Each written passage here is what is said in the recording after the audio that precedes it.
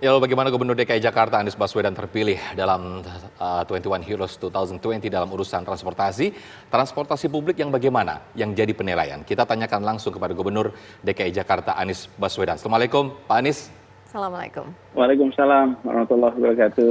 Baik, sebelumnya kami ucapkan terima kasih. Sebelumnya kami ucapkan selamat atas penghargaan sebagai 21 Heroes 2020. Terima kasih. Anda disejajarkan dengan Elon Musk nih Pak, tanggapannya Pak? Ini adalah sebuah penghargaan atas kerja kolektif yang luar biasa di tim DKI Jakarta. Juga ini untuk masyarakat Jakarta yang bersama-sama menggunakan pola baru di dalam mobilitasnya. Jadi saya perlu sampaikan di sini bahwa sejak 2017, awal 2018, kita mendorong transformasi mobilitas penduduk di Jakarta. Jadi kita selama berdekade-dekade, pembangunan kita ini biasa disebut dengan istilah car-oriented development. Pembangunan infrastruktur mobilitas berbasis mobil atau berbasis kendaraan bermotor. Lalu kita mengubah menjadi namanya transit-oriented development. Pembangunan dengan berbasis transit. Artinya yang dibangun bukan hanya fasilitas untuk kendaraan bermotor, tetapi juga fasilitas untuk kendaraan tak bermotor dan juga untuk yang tak berkendaraan. Saya sering sampaikan pertanyaan ini dan saya sampaikan dulu di awal pada seluruh jajaran. Pertanyaan sederhana ini. Saya tanya begini, apa alat transportasi yang dimiliki oleh semua orang? Waktu itu hampir semua menjawab sepeda motor. Lalu saya katakan bukan. Alat transportasi yang dimiliki oleh semua orang namanya kaki. Oke? Jadi ketika kita melakukan pembangunan, jangan hanya membangun fasilitas untuk kendaraan beroda, tapi juga yang jalan kaki. Artinya kita bangun trotoar. Nah di Jakarta, Anda bisa lihat sendiri, pembangunan trotoar itu berlangsung dengan masif. Lalu sesudahnya bukan hanya trotoar, kendaraan umum. Karena setelah berjalan dari rumah ke tempat halte, dari situ kendaraan umum. Nah kita dorong transformasi kendaraan umum di Jakarta. Namanya Jaklingko. Jaklingko itu adalah sebuah sistem di mana semua kendaraan umum tersambungkan satu sama lain. Kalau kendaraan umumnya di Jakarta sudah ada. Yang namanya bis umum itu sudah ada, angkot juga sudah ada, kereta api ada, Transjakarta ada, sudah ada puluhan tahun. Tetapi selama ini mereka beroperasi sendiri-sendiri. Sementara bagi kita, warga, kalau kita menggunakan kendaraan umum, kita ingin dari satu tempat ke tempat lain tersambungkan antar moda. Terintegrasi. Ya? Nah, yang kita lakukan adalah menjadikan ini terintegrasi. Jadi kata kunci yang saya berikan kepada semua, apakah pelayanan yang Anda berikan terintegrasi dengan pelayanan yang diberikan pihak lain. Jadi kata kunci integrasi. Dan begitu integrasi dilakukan, apa yang terjadi?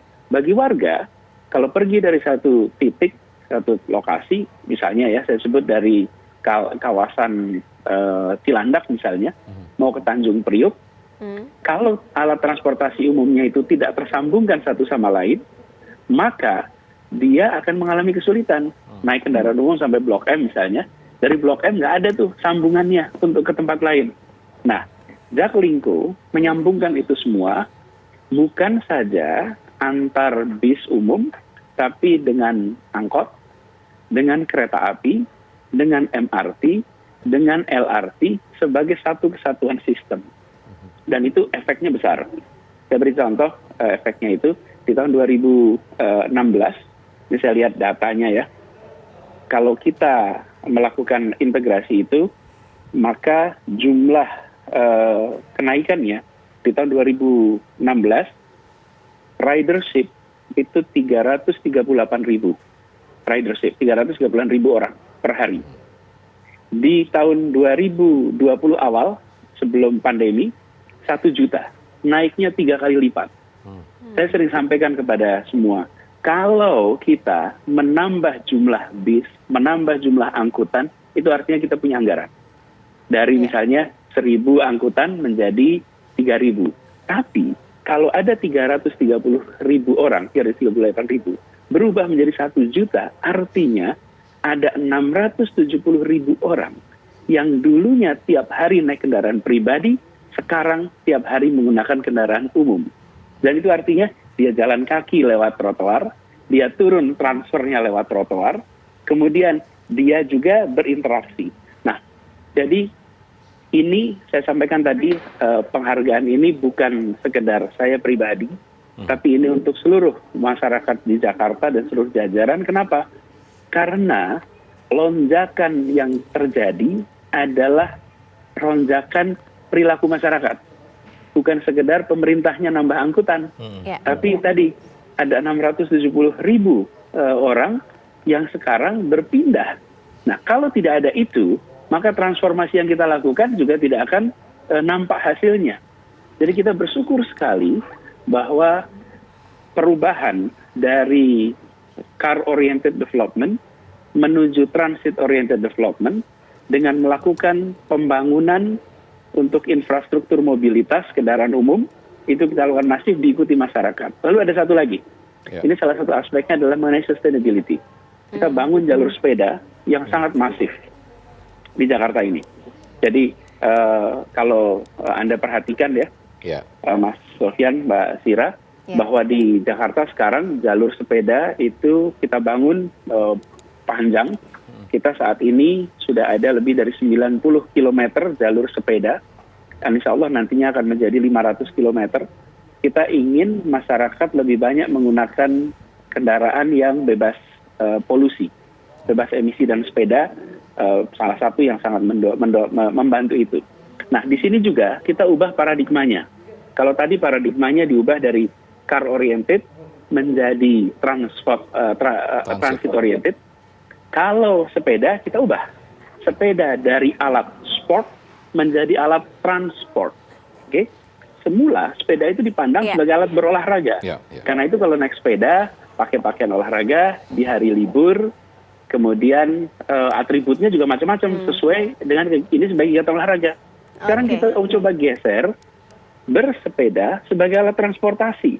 Artinya pakai pakaiannya biasa, berangkat ke kerja, pulang kerja menggunakan sepeda. Nah, kita menyadari bahwa bersepeda panjang di Jakarta masih merupakan tantangan. Karena itu kita siapkan bike sharing, bisa berhenti di stasiun, kemudian menggunakan sepeda yang kita siapkan untuk sampai ke tempat tujuannya. Begitu juga sebaliknya, dari tempat tujuan menggunakan sepeda. Jadi ini semua adalah satu transformasi perubahan perilaku. Kami menyiapkan kebijakannya, menyiapkan infrastrukturnya, kemudian masyarakat merespon. Dan sepeda ini di kawasan Sudirman kami mengukur kenaikan penggunaan sepeda di duku atas ya, titik yang kita ukur, itu meningkat 1000%. Jadi memang ada lonjakan yang luar biasa. Jadi lagi-lagi kami bersyukur bahwa Jakarta masuk ke dalam radar pantauan dunia. Karena terus terang saya sendiri tidak tahu bahwa ada penghargaan ini sampai diumumkan. Dan ini adalah untuk kita semua. Iya, Pak Anies, artinya kriteria penilaiannya seperti apa sehingga Pak Anies bisa meraih penghargaan ini, dan juga nanti wujudnya transportasi di DKI Jakarta akan seperti apa? Tapi dijawabnya nanti usai jeda. Kabar Petang segera kembali.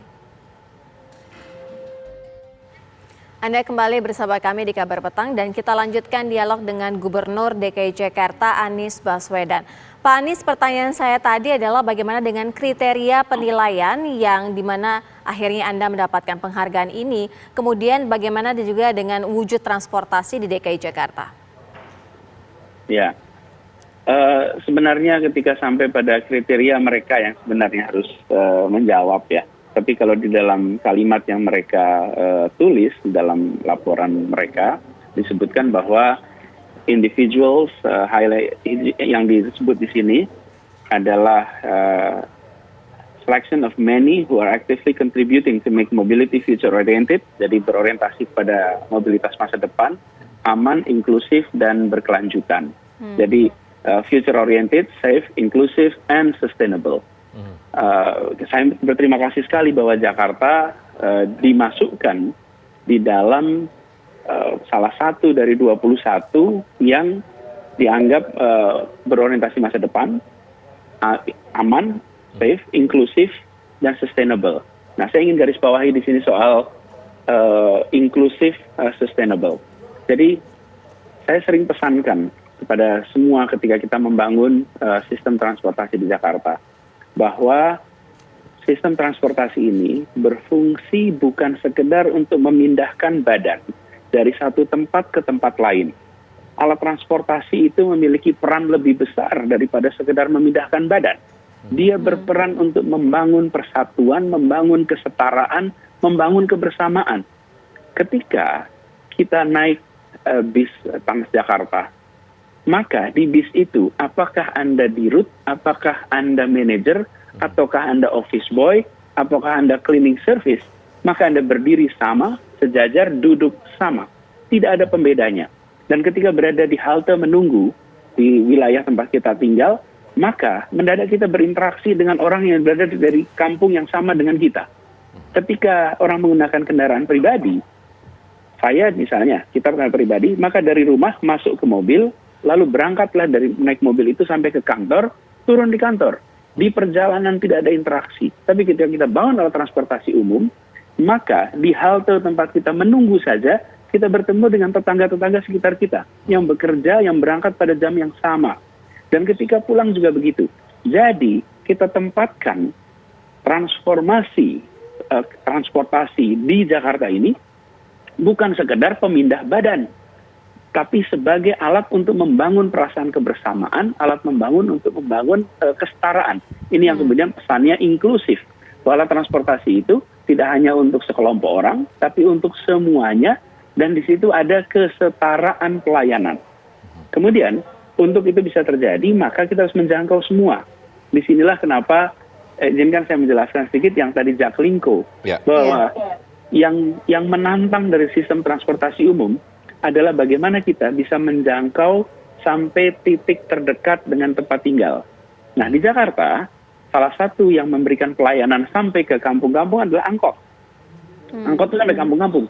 Dan angkot itu, itulah kendaraan rakyat kebanyakan. Nah, apa yang kita lakukan? Kita gabungkan angkot ini ke dalam sistem Jaklingko. Ini kita sudah mulai lakukan tahun 2018, di awal tahun. Jadi 3 bulan sudah kami bertugas, kita luncurkan program ini. Angkot diikutkan. Apa yang terjadi?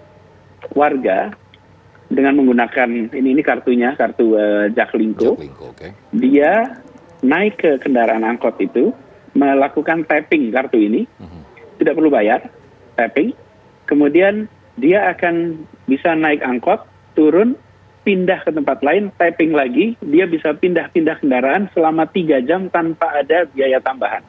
Cukup Rp5.000. Jadi, bagi pengguna, bagi warga, cukup dengan menggunakan ini. Bahkan kalau di rute-rute yang langsung menjadi Transjakarta, mereka nggak harus bayar. Yang penting dia punya kartu Jaklingko, kartu Jaklingko ini. Nah, bagi pemilik angkot, mereka dulu mendapatkan penghasilan dari jumlah penumpang. Ketika bekerja bersama kami tidak menghitung berdasarkan jumlah penumpang. Kami menghitung berdasarkan jumlah kilometer per hari. Jadi satu hari sebuah angkot itu harus mengikuti rutenya, misalnya 95 km minimal, 120 maksimal per hari. Kita ada orang yang mengawasi dan alhamdulillah ada alat ini yang bisa mengukur perjalanannya. Jadi angkot itu bergerak terus, ada penumpang ataupun tidak ada penumpang. Diisi 2 orang, 3 orang, 4 orang sama saja. Dia bergerak terus. Efeknya apa? 1, tidak ada angkot yang ngetem. Nggak ada angkot ngetem sekarang. Karena buat mereka lebih baik berputar terus mengikuti target. Minimal 95, maksimal 120 per hari. Lalu bagi supirnya, dia dapat pendapatan bulanan. Tidak pendapatan berdasarkan jumlah penumpang. Ada kepastian. Sehingga dia bisa nabung tiap bulan. Lalu bagi pemilik angkot, dia berkontrak kepada kami berdasarkan pelayanan jumlah kilometer, dan ada SPM-nya, standar pelayanan minimal. Nah, bagi kami di Jakarta, kita bisa membuat warga berpindah dari kendaraan pribadi ke kendaraan umum. Karena ketika dia naik kendaraan umum, naik sekali tap, bisa pindah ke tempat ke kendaraan lain tanpa harus bayar tambahan. Nah, disinilah peran negara. Negara ketika memberikan subsidi, dia menghidupkan seluruh ekosistem transportasi, yang besar maupun yang kecil, dan bagi warga, dia merasakan bahwa naik kendaraan umum itu bisa pergi kemana saja. Jadi ini contoh tentang inclusivity, bahwa kendaraan umum bisa menjangkau semua, dan insya Allah ini sustainable karena jumlah pengguna kendaraan pribadi yang punya kontribusi kepada polusi itu menjadi berkurang. Jadi ini alhamdulillah ini direspon baik. Tadi saya sampaikan angkanya 338.000 per hari tahun 2016 menjadi 1 juta di awal tahun 2020. Baik.